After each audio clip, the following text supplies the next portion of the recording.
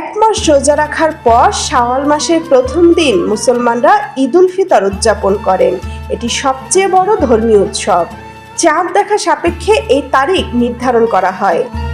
Saudi আরবে শনিবার 1446 হিজরি সনের পবিত্র শাওয়াল মাসের চাঁদ দেখা গেছে বলে সৌদি গেজেট জানিয়েছে। মধ্যপ্রাচ্যের সৌদি আরব, সংযুক্ত আরব আমিরাত, কাতার, তুরস্ক, ফিলিস্তিন সহ কয়েকটি দেশ শনিবার জানায় তাদের দেশে চাঁদ দেখা গেছে। যে 11টি দেশে চাঁদ দেখা গেছে সেগুলোতে আজ ঈদ পালিত হচ্ছে।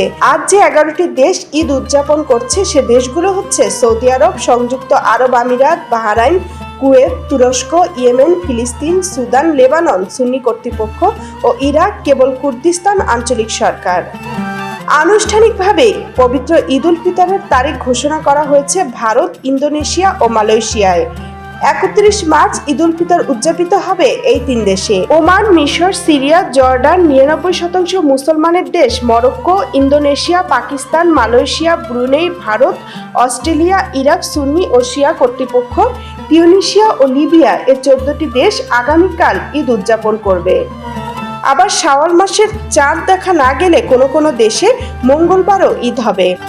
প্রবাসী বাংলাদেশিরা বিদেশে ঈদ উদযাপনের পাশাপাশি দেশে থাকা স্বজনদের ঈদের শুভেচ্ছা জানিয়েছেন। তামান্না তাহসিন খান, কালের কণ্ঠ।